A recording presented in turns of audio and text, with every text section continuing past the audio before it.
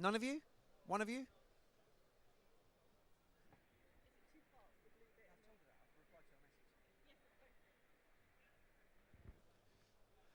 Sorry, that's me mum on the phone. I'm not joking, that is me mum on the phone. How many of you on Twitter? Hands up. Okay, if you want to tweet us, we are at Canteen Tweets. Okay, use the hashtag. There's one right behind your head, sir. TSC Live. No excuse for not using that hashtag in that proximity. Use the hashtag TSC Live. You can get us on Twitter. If you're on Instagram, find us on Instagram. We are / the StaffCanteen on Instagram. Again, use the hashtag TSC Live. If you're on YouTube, we are StaffCanteen. Facebook, we are the StaffCanteen, so facebook.com / the StaffCanteen. We're also on Snapchat. You can add us on Snapchat. Again, we're the StaffCanteen on Snapchat. So again, please use the hashtag TSC Live. Okay, so I'm going to have a man in my ear counting me down. In fact, there you go. Look at that. Like us on Facebook. Anyone think we plan these things? So I'm going to have a man count me down in my ear in about a minute's time. You're all going to count in with me. We're then going to go live onto YouTube. We're going to go live onto Facebook. And then we're going to bring Nick on stage. And Nick's going to do this amazing dish for you. So come in. The deal is this. If you're sat down, you're very likely to get a sample. If you're stood up, you're unlikely to get a sample, okay? If you want to ask a question, we'll come out into the audience, give you the microphone. If you ask a question, you get one of these, although not with tea in it, obviously. Okay, so I'm being told we're 20 seconds away. Okay, so come on in. 9, 8, 7, 6, 5, 4, 3, 2, 1. Ladies and gentlemen, welcome to StaffCanteen Live. It's our second chef for today. We're live on Facebook, live on YouTube. Give us all a wave. Say hello. Hello. Right, ladies and gentlemen, please put your hands together. Welcome on stage, Nick Edgar. Chef, how are you? Good. Talk us through what you're going to do. So today we're going to do a dish that I've had on the menu for the last year. It's a poached giga halibut served with Asian flavors, miso, turnip, and the dish was devised around the amazing garden that we got at the Samling. So it's a great dish. It can go all year round. It's perfect for this time of the year for the people that have overdone it at Christmas and looking for a bit of a light relief in January, because there's no dairy or anything like that. It's very light, fresh, vibrant. So I've just tried to take English produce and mix it with Asian flavors and tried to showcase it in 2 different ways. And showcasing halibut, which is a fantastic fish. For me, up there with sea bass is my favorite fish, but because I'm not pan frying, that's why we've gone with a nice fish that can be poached. So the idea of this dish is I'm going to do some of the elements cooked and some of them raw, just to show that the same product can be 2 different flavors completely in 2 different contrasts to make a different dish. So the first thing we're going to do is make a dashi stock. Now, dashi stock is a Japanese cooking stock that's been used, well, I was researching a bit recently, and it's from 300 BC, so technically it's older than Jesus. So it even astounded me that Japanese cooking has been going that long. So basically we have here some kombu, which is a dried seaweed. It's really big sheets. And basically what we're going to do is we're going to add this to water. Now, the secret to a good dashi stock is it never gets above 60 degrees, and it cooks very low and slow for 2 hours, just to release all the flavor. And that's how the Japanese describe it. It's just a natural stock with maximized flavor coming out of it without losing any of the health benefits.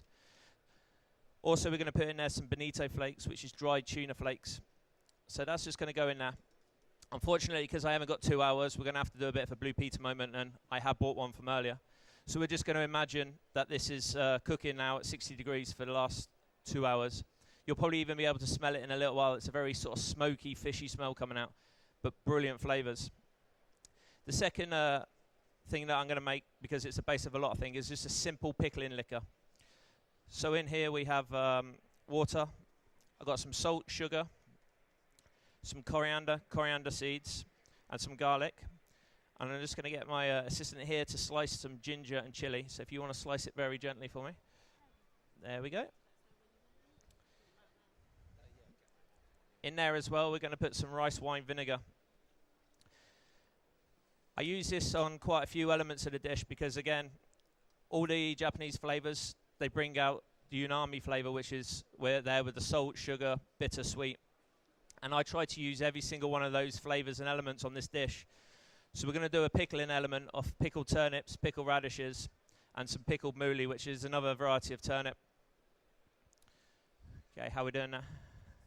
Yeah, that's perfect. Okay, so we're just going to put some fresh ginger in there again. Great aromas, great flavors, but again, great nutritional benefits as well. That's a perfect amount as well. So are you looking for the seeds as well in here? Because you want some spice. Don't touch your eyes. Yeah. Or other parts of your body. Well, I didn't want to say that. No, Nick. I've done it. We all have to learn by experiences, and that's an experience I choose to forget. This is going well. You're the only chef to mention Jesus so far, and body parts with chilies. What can I say?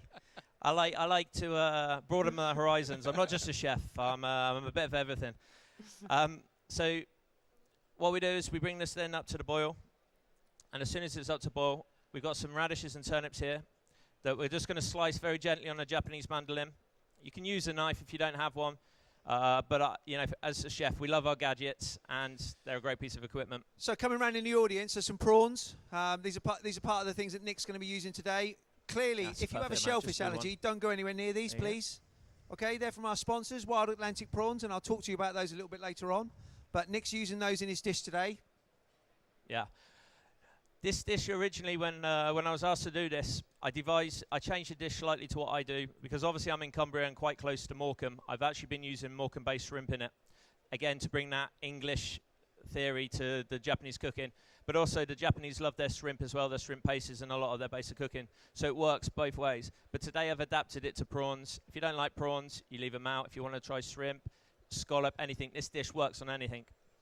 So we've got the sliced turnip and radishes here, and they simply just get put in here and basically pickled. Now you can make these weeks in advance, probably months in advance. If you put them in a kiln jar and leave them on your shelf, they're going to last. This is like the Japanese version of piccalilli or Brunston pickle. It's brilliant. You can just go in the fridge, snack on them. They're great. Can we see that on the overhead, what Nick's got in the pan?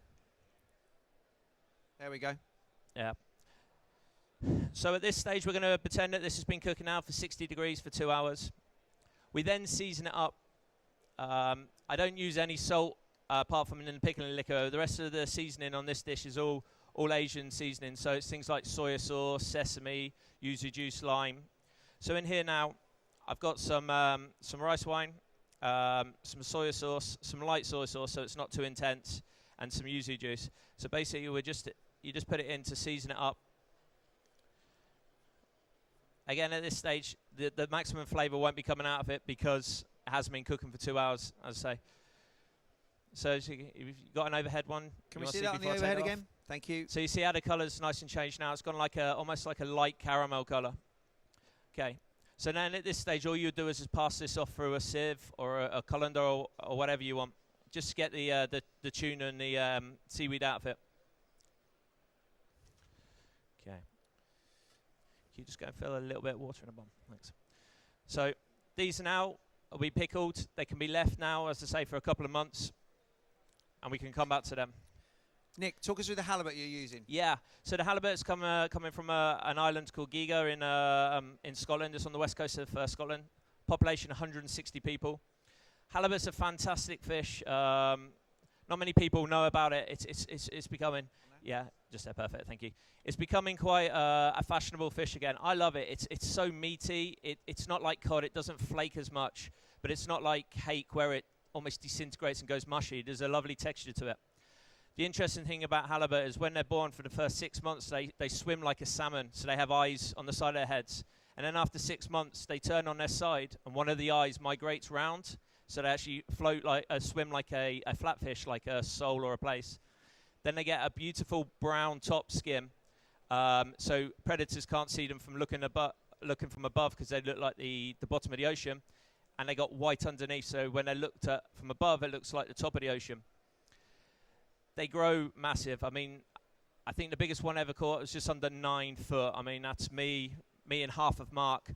I was going to bring one today, but my little car wouldn't take it. So unfortunately, I've had to brought it prepped. So we'll move on quickly to the fish. So it's here. So as you can see, it's quite like cod. But it doesn't flake naturally at this stage. Even though it's not being cooked, cod at this stage wants to naturally flake. It's beautiful. It's got a slight yellow look. As I say, it comes from an island called Giga. One of my favorite products I ever use is a product called a smoked Giga halibut. It's fantastic. They smoke it in whiskey barrels. It has the most amazing flavor. It's like smoked salmon. I get a side in. It costs an absolute fortune. Before it's even seen the guests, I've eaten half of it. It's a guilty pleasure. The GP, Nick. Yeah, there's a GP. Yeah. That's why I don't stay around in jobs that long. No. So basically, what we're going to do with the fish is we're going to make a miso rub. Now, miso is a fermented grain. I'm using a white miso here. You get very different varieties that do different things, have different strengths, different times they've been fermenting for in different grains. So this one here is barley and rice. It's only been fermented for 6 months, and it makes a beautiful paste. It's almost got like the texture of almost like sort of peanut butter kind of thing, but without the peanuts. But it has the most amazing taste. If you've never tried it, go and get a jar from your local supermarket. Throw it in anything you want. It's fantastic. A little bit of water, and you can make a miso soup. Just drop your chicken trim in from your Sunday lunch. Perfect. So basically, I take some of this. Yep. I take some of this. We microplane some lime. So if you want to microplane some lime, and chop some more chili and ginger for me. So we into here we go the zest off the lime, some juice of some lime, some chopped coriander, some chili, ginger, and basically you can use a pestle and mortar. If you're making a big amount, you can use a blender. You basically make a paste. Trying to find where I put my paste. There it is. I haven't got much there, but it's a beautiful paste. Almost looks like a curry paste. Then all I very simply do is take the fish and I rub it with the paste all over, just like that. Now, it's a very chefy thing, water baths and sous vide cooking. So what I'm going to show you is I'm going to show you a way that if you need to do it at home, you can do it at home. Everyone has a roll of cling film at home, so it's very simple. Or if you can just do this exactly the same effect, and you don't even need the water bath, you can just put a pan, get a cheap thermometer from your local hardware shop, and monitor the temperature. I mean, we cook it at 58 degrees, which for me is perfect. For some people, you might want it a little bit more cooked, but I still want my fish nice and translucent. And when people come to Michelin star restaurants, they don't want overcooked fish. But I know some people aren't that keen on fish that doesn't look like it's cooked. So you can simply just do that. Just fold it up like that. And then, as I say, you could just poach it in a pan, in a water bath, anything like that. So you don't need a sous vide bag. This has obviously been sous vide, so all the air's been taken out under pressure. So that means that's just going to cook perfectly.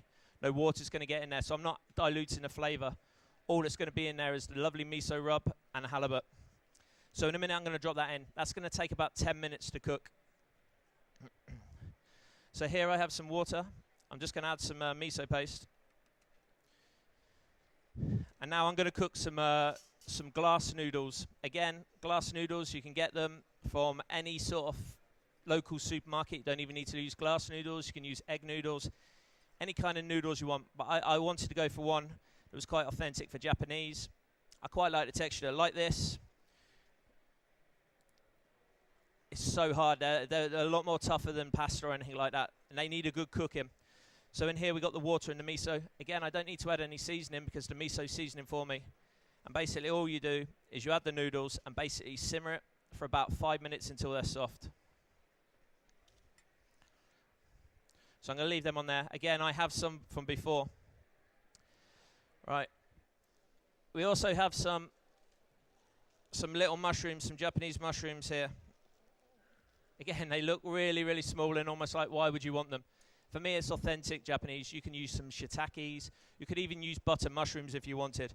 So these are here are called enoki mushrooms. And again, all I do is very simply, You just very simply cut them here, and then you put them in the pickling liquor. So again, a little pickled mushroom. They go a little bit slimy. That's perfect. That's what you want. Again, it's a different texture to the dish. Great flavor, great texture. Cool. Thank you very much. Yeah, no problem. Right. So, at this stage, I'm going to drop the fish in. Ooh. I'm going to put a timer on for 10 minutes. Basically, now we can start plating up the dish. Now it's done into 2 parts, really. As I say, the hot part and the cold part. And the great thing about the hot part is everything can go in one pan. So, in here I have some diced turnip and bonito turnip. So it's just been diced. One's been pickled, one's been cooked in bonito stock. No, they're good, thank you. So basically, they go in there with a little bit of stock. Yeah, no problem. Sorry. You can tell I'm not used to cooking in front of cameras. I normally have, my chefs are in the back row here. They're normally there running around after me, clearing up for me. Unfortunately, I feel a little bit... I'm a lot more expensive. Yeah. I'm sure. And a lot better looking. And older. Yeah. You said that, not me. Brilliant. So we got some of the cooked noodles here. So you can see they've completely changed. Yeah, thank you. So we got some noodles in there. We got some pak choy leaf here. Again, readily available from any shop. But what you do is when you prep it, is you get some beautiful inner ones, the really small baby ones. It's like celery. You get the leaf inside. You want to keep them because we're going to keep them one raw, and those ones cooked. We got some prawns, and we got some pickled radishes. Now that's what happens to the radishes when they're pickled. They go that beautiful red color all through. So it almost bleeds out. So they can go in there. We're going to put some prawns in there as well. Have you done anything to the prawns, Nick? No, just kept natural. They just need heating up. As I say, very optional whether you want to put them in or not. Entirely up to you. Got some edamame beans. It's up to you whether you want to put edamame beans. You can use garden peas. You can use broad beans. You can use anything you want. Because peas and broad beans aren't in season, I've got the edamame beans. So they're just very simply going to go in there like that. And we got some pickled ginger here again, some sushi ginger. You can get this from any shop. And that very simply goes in there like that. So all we're doing right now is gently warming that through. Okay, so the pak choy can go in there as well. So it's great. It's a one-pot wonder. As so many Asian dishes are. Yeah, it is. It is. And you can pick and choose if you don't want this today. If you got this guy, say you were doing a dinner party for 4 and you didn't want this, just put some water and some miso stock. You've got soup for tomorrow, stew for tomorrow. Okay, perfect. So the second part of the dish is the raw part. So basically all we're going to do here is put all the same elements that we've been using, but we're going to put them on raw now. The only addition that we've got here is we've got some some blanched or bleached white kale here. So that's just, again, just a natural product. You know, you might think, oh, I don't want to eat pak choy raw or anything like that. Trust me, it's a fantastic vegetable. And it's almost like a salad leaf. So all you want to do is you just want to lay this in here very decoratively. Okay, you got some of your ginger that goes in here. Because again, the ginger, while it's raw and cold, is going to be a completely different thing to the hot ginger. You got some of the cold pickled radishes. So you can imagine on a beautiful summer's day, sat in the garden, a little bit like under these lights now. You'll be hot, sweating, looking for a lovely glass of sake, something like that. You haven't got one of those up your sleeve, have you? No, but I have got some champagne, so stunning. Keep going. So you got some nice radishes. So you put the radishes in there beautifully like that. A little bit of spring onion, because we are English and we do love raw onions. Is that 10 minutes already? No. Oh. I couldn't do it. You cheated? Yeah. No, you have done this before? I haven't done it. Trust me, you can tell I haven't done this before. Oh, you're doing very well. I'm not talking. That's a good thing. Well, it's the first time I've met you and you've not been talking, which is fun. The great thing about Mark is I've always been that guy behind the guy. I've always been a guy passing things up to the person that's been filmed and interviewed by Mark. So it's actually nice for me after 10 years to finally be stood here. What we've never told Nick is we only ever film handsome people. No, that's not true, because we're coming to film him very shortly and we're really excited about it. I am as well. And we're looking forward to it. And we've always, you know, whilst we love doing Raymond and Gary and all those wonderful people, not only is it important for us to support these guys at the colleges, but these young up-and-coming head chefs as well. Okay. Oh, so I think we're with you on the 6th of Feb, Nick, aren't we? Yeah, we are. So here's some of the Benito, or the dashi, that's now turned into a Benito because the soy has been added. So you can see it's a beautiful, clear liquid stock. Can I have that? Of course you can. Pass it around. Put that in some sample cups for me and give it into the audience? Thank you. So we're just going to gently heat this up now. Now this is a bit of showmanship for a restaurant. As I say, people want the extravagant when they come and pay a lot of money for food. So this is just a simple box. You can buy these on Amazon. I think they're about £30. I'm sure you can get them in most shops now as well. So all we're going to do is gently heat this up. Again, you don't want this heating up to above 60 because all the good work you did for 2 hours will be ruined in seconds. Nick, you've mentioned that twice. Well, what happens if you boil it? What happens? The flavour clarity, it goes very bitter. Okay. I mean, all the nutrients. That, and we are being very disrespectful to Japanese cooking. Okay. You know, as English people, we love boiling our chicken stocks and getting chicken stews and cooking everything for a long time. And basically, we take the flavour out. Japanese people live for forever. They look fantastic all the time because they're using all this fantastic produce. As I say, there's no dairy anywhere near this, yet you're not going to miss it. You could even take the protein off this and you're not going to miss it. It's just vibrant, fresh food that makes you go, wow, I want another bowl of that. And you can eat 2 or 3 bowls of this and still not feel like you've eaten a massive meal. Okay, so at this stage now, you could just put this in a bowl, but obviously being a chef, I have to put it in nicely.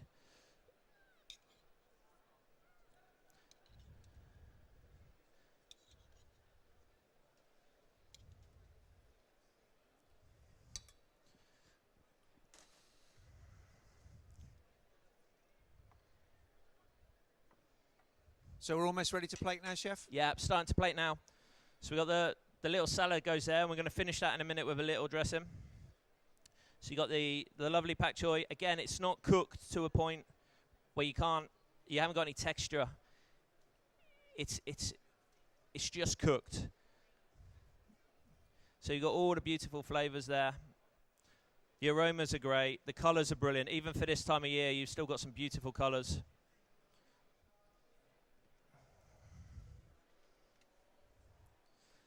You can finish your dish. We got a little bit of seaweed powder. So this is just a little bit of nori seaweed, the seaweed that's used for to making sushi, the little sheets. You just basically take it into a blender and blend it until it's a powder.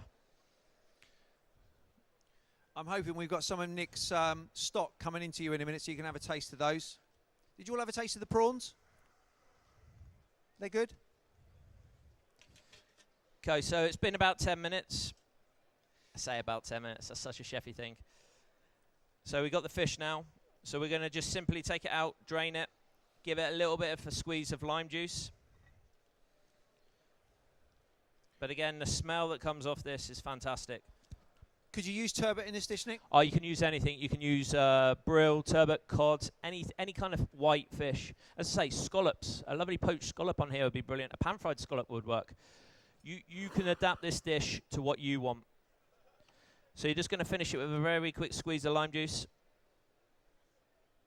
And just here, again, it's a very chefy thing, but you don't have to. I took some of the broth that we're going to use, and I just set it with agar-agar, which is a setting agent that's made of seaweed. So again, works with the dish, but it's vegetarian. Just that over top, so when you eat that, you're going to get an intense burst of the jelly as well. Nick, sorry to interrupt you. The stock's in the audience. Just remind people what they're tasting. So this is, well, it was a dashi stock, and then because we seasoned it up with soya sauce and everything, it's now a Benito. And as I say, if you research it, it's actually older than JC himself by 300 years. So maybe it should have a book written up. Well, it has got many books. So I'm going to just very simply put the stock now in here. How's the stock? Good. Nodding heads are good. Yeah. 2 squeeze balls. See, where'd I put them? Oh, yeah. So in the bottom here. Can I put that like yeah, that? sorry. Right? So they can get the overhead stuff. That's all right. So in here I've just got a chili oil. So it's just oil infused with chili, ginger, garlic, all the flavours. And then again, this is a very chefy thing. We got some dry ice here. This is my Harry Potter moment. Have you ever put that in a brat pan and then thrown someone in the brat pan? Can I legally say it on the camera or not? Probably not.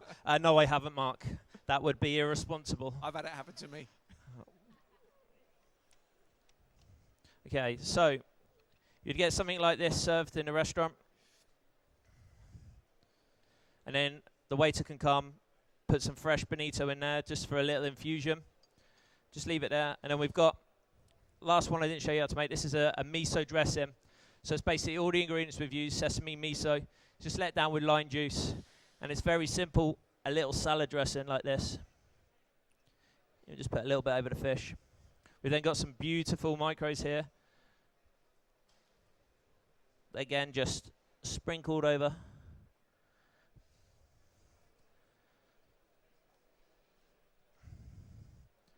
It's very simply like that. And then, where have I put it? What There have it you is. got, Chef? There it is, found it. Okay. And then, very last thing. Pour some water, so you get some magic at the table. You can't really see because of the great lights here. And that's the dish. It's all the Asian flavours, served in 2 ways. And then just at the table, you get the beautiful hot stock that just gets poured all over like this.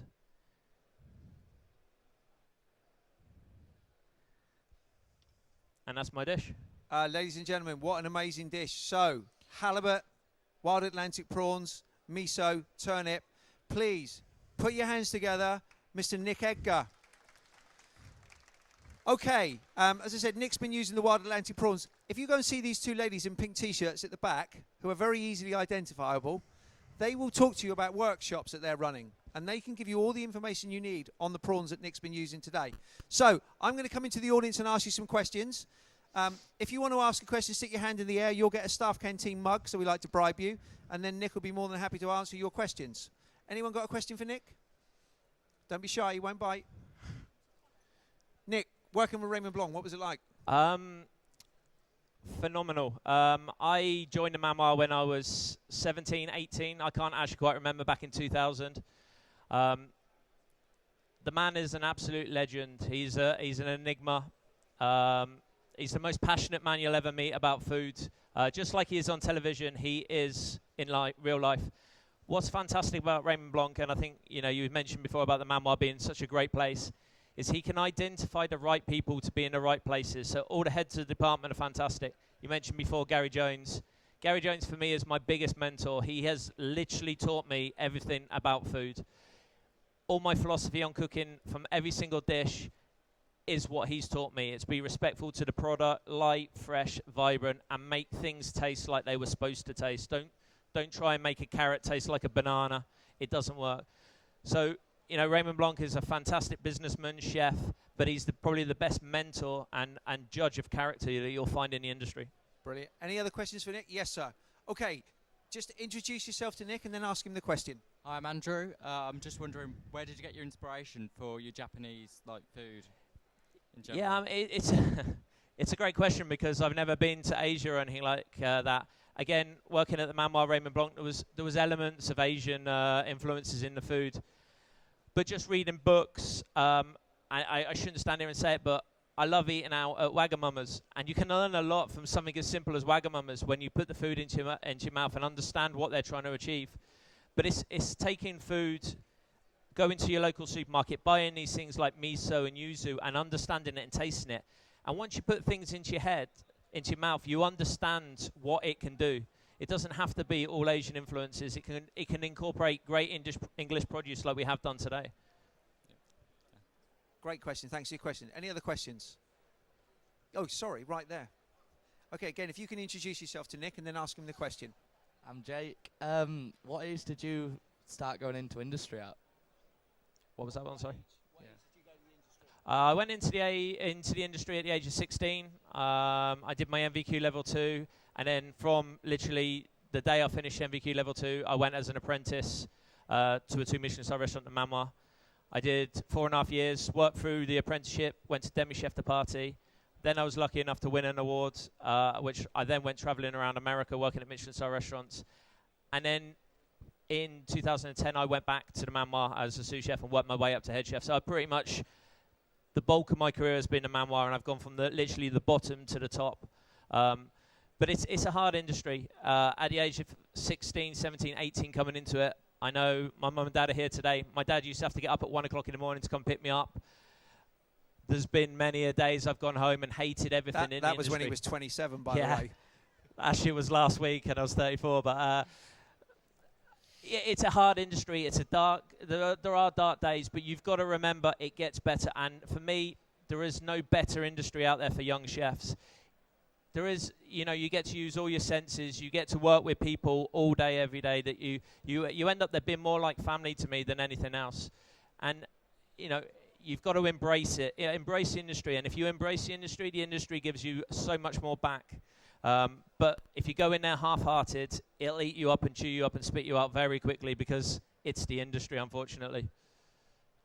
Okay, time for one more question. If we have one more. Thank you very much.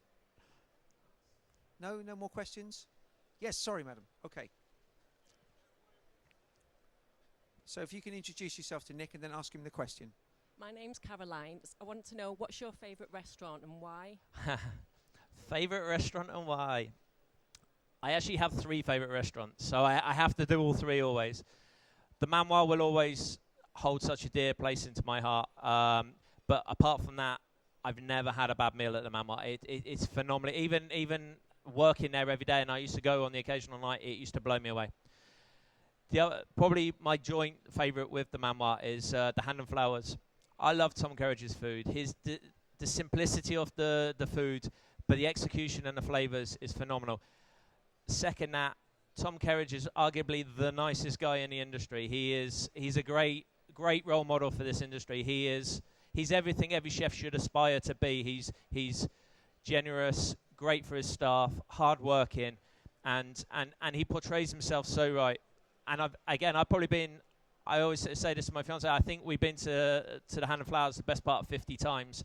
I've never had a bad dish there, a bad meal, won't even come into the equation.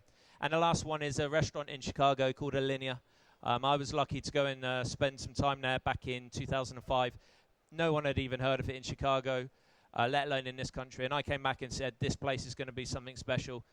18 months later, everyone knows of Alinea now. It's up there as probably the best restaurant in the world right now. Thank you. Thank you.